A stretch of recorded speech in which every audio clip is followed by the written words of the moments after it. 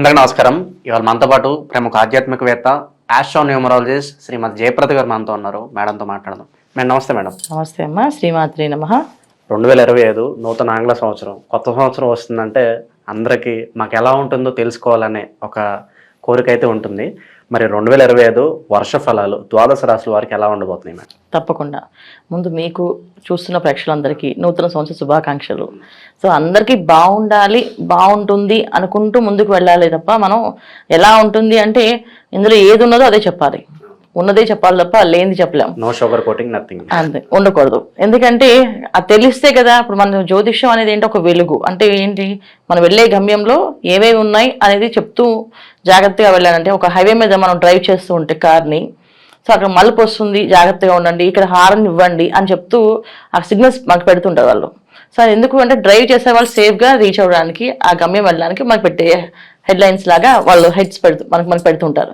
అలాగా జ్యోతిష్యం కూడా ఏంటంటే సైన్స్ అనేది ఏంటంటే ఇది ఏ పని ఎలా చేయాలి, ఎప్పుడు చేయాలి అనేది ఇంపార్టెంట్ అనమాట. సో ఈ సంవత్సరంలో తెలుసుకోవాలనుకునే అందరూ ఏంటంటే సంవత్సర వర్ష ఫలితాలు అన్నది ఏంటంటే ఉగాది నుంచి తెలుసుకునేవాళ్ళం.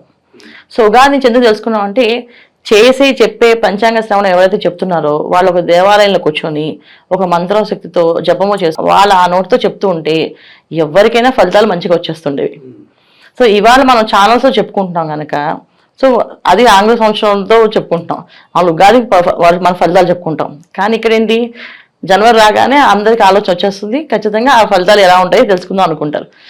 ఎప్పుడైతే ఈ ఫలితాలు తెలుసుకుందాం అనుకుంటున్నారో వీళ్ళందరికీ ఏంటంటే కొన్ని విషయాల్లో బాగుంటుంది, కొన్ని రాసుల వాళ్ళకి, కొన్ని రాసులకి కొన్ని ఇబ్బందులు ఉన్నాయి.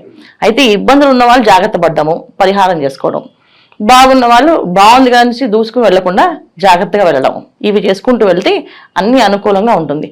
అయితే ఏ రాశుల వాళ్ళకి బాగుంది, ఏ రాశుల వాళ్ళు బాగాలేదని మనం చెప్పుకుందాం.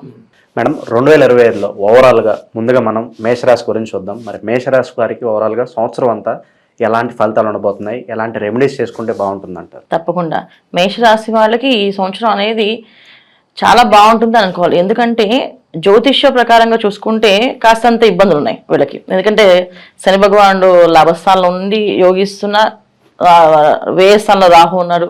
శని రాహులు ఇద్దరు కాంబినేషన్స్లో ఎంత బాగుంది అనుకున్నా సరే మేషరాశికి అధిపతి ఎవరు, కుజుడు. సో కుజుడికి జనరల్గా శనికి జనరల్ పడదు. అందువల్ల ఏంటంటే దీనివల్ల కాస్తంత ఇబ్బందులు అనేది ఎదుర్కొంటుంటారు. బాగుంది అని చెప్పడం అనేది అందరూ అనుకుంటుంటే ఏంటి మాకు బాగోదని అనుకుంటుంటారు.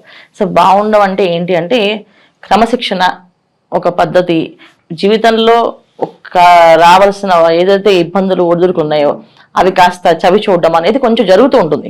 ఈ సంవత్సరం బ్రహ్మాండంగా ఉందని కాదు కానీ పర్వాలేదు, కాస్త బాగుందని అనుకుంటూ వెళ్ళాలి ముందుకి. ఎందుకు అంటే ఎంత అనుకున్నా సరే శని ప్లస్ రాహు గురువు, వీళ్ళ ముగ్గురు కొన అంత యోగ్యంగా లేరు, అంత గొప్పగా రాణించి వీళ్ళకి అన్ని ఫలితాలు ఇచ్చేటట్టుగా ఏం లేదు. జనరల్గా ఏంటంటే మేషరాశి అనగానే వాళ్ళకి స్వశక్తి మీద నమ్మకం ఎక్కువ. అంటే వాళ్ళు నమ్ముకుంటూ మేము చేయగలం, సాధించగలం అనుకుంటూ వెళ్తూ ఉంటారు.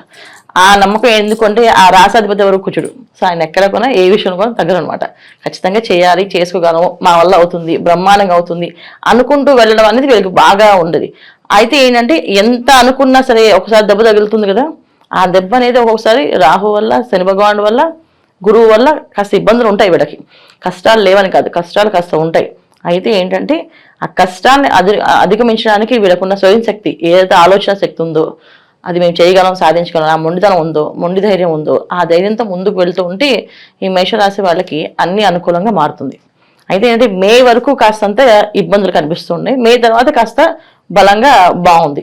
అయితే మే వరకు ఇబ్బందులు అంటే ఎటువంటి ఇబ్బందులు అంటే మామూలుగా కోర్టు సమస్య ఉన్న వాళ్ళకి, ఆస్తి పంపకాల నుంచి గొడవలు ఉన్న వాళ్ళకి, తర్వాత ఏదైనా వ్యాపారాలు చేసుకునే వాళ్ళకి, దాంట్లో డబ్బుతో ముడిపడిన పెద్ద పెద్ద కాంట్రాక్ట్స్తో సంబంధించిన వాళ్ళకి కాస్తంత ఇబ్బందులు ఉన్నాయి.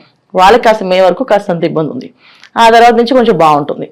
అయితే ఏంటంటే వీళ్ళు తీసుకోవాల్సిన జాగ్రత్తలు ఏంటంటే ప్రతి పని చేసేటప్పుడు ఆలోచించి చేసేటప్పుడు ఎందుకు చేస్తున్నాం, అవసరం ఉందా, అవసరం లేదా అనుకుంటూ వెళితే బ్రహ్మాండంగా పనిచేస్తాయి. లేకపోతే ఏంటంటే రాహు ప్లస్ శని కలిసి ఉండడం వల్ల, అంటే లాభస్థానంలో శని, వ్యయస్థానంలో రాహు, ఈ రెండు కాంబినేషన్స్ ఏంటంటే తెలియని ఒక నమ్మకాన్ని తెచ్చేస్తుంది, తెలియని ఒక ధైర్యం వచ్చేస్తుంది. రాహు ఉండడం ఏంటంటే మాయ, చేయగలం, సాధించేయగలం, మా వల్ల అయిపోతుంది, గ్యారంటీ అవుతుంది అని వీళ్ళకున్న నమ్మకానికి ఇంకొంచెం ఆయన ఇంకొంచెం పెంచేస్తాడు, చేయగలం అని చెప్పేసి. సో ఆ ఓవర్ కాన్ఫిడెన్స్ అన్న చూడండి, ఆ ఓవర్ కాన్ఫిడెన్స్ అనేది రావడం వల్ల కాస్తంత నష్టపోయే అవకాశం ఉంది. ఏది ధనం అనేది నష్టపోయే అవకాశం ఉంది. సో దాని విషయంలో ఏ విషయమైనా ఓవర్గా వెళ్లకుండా పర్ఫెక్ట్గా నిదానంగా ఆలోచించి 1-10 సార్లు ఆలోచించుకుంటూ ముందుకు వెళ్తూ ఉంటే ఈ మేషరాశి వాళ్ళకి ఈ సంవత్సరం మంచి ఫలితాలు కనిపిస్తున్నాయి. ఎందుకంటే 2025 అనే నెంబర్ ఏదైతే ఉందో అది ఆ నెంబర్ కాంబినేషన్ వీళ్ళకి బాగా యాక్ట్ అవుతుంది మేషరాశి వాళ్ళకి. సో బ్రహ్మాండంగా పనిచేస్తూ ఉంటుంది.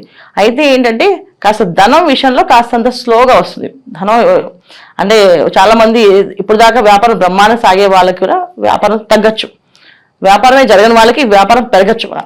సో ఈ 2 కాంబినేషన్స్ ఏంటంటే వాళ్ళ జాతకంలో వాళ్ళ గ్రహస్థితి అంటే వాళ్ళకి దశల్లో ఏదైతే దశలు యోగిస్తున్నా అంతర్దశలు యోగిస్తున్నా అప్పుడు ఈ గోచార ఫలితాలు అనేది కాస్త తగ్గుతాయి. లేదా వాళ్ళ దశలో కొన్నా చాలా ఇబ్బందులు ఉన్నాయి అంటే ఈ మేషరాశి వాళ్ళకి ఖచ్చితంగా ఈ గోచార ఫలితం అనేది కొంచెం ఇబ్బంది పెడుతుంది.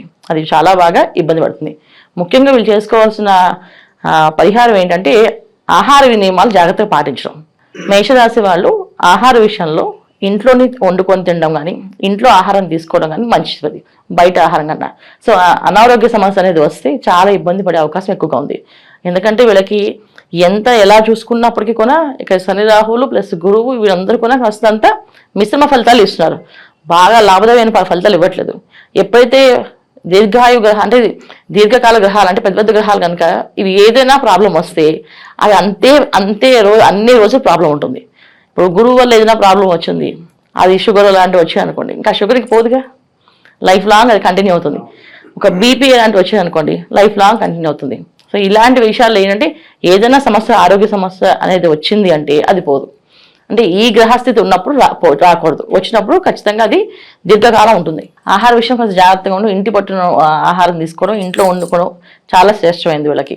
మేడం అలాగే ఈ రాశి వారు సంవత్సరం అంతా చేసుకోవడానికి వీలుగా ఉండేలాగా ఏదన్నా రెమెడీస్ ఏదన్నా ఉంటే తెలియజేయండి మేడం. తప్పకుండా వీళ్ళు ఈ సంవత్సరం అంతా చేసుకోవాల్సిన ఏంటంటే ఆరాధన, గురువు ఆరాధన. ఎందుకంటే మేషరాశి వాళ్ళకి ఎవరు ఎలా ఉన్నా రాశాధిపతి కుజుడు కనుక సో గురువు ఒక ఆరాధన ఉంటే ఖచ్చితంగా పట్టుదల, క్రమశిక్షణ, ఆయన అన్ని విషయాల్లోని ప్రతిదీ ఆయన ఒక తండ్రిలాగా ఉండి నేర్పిస్తుంటారు.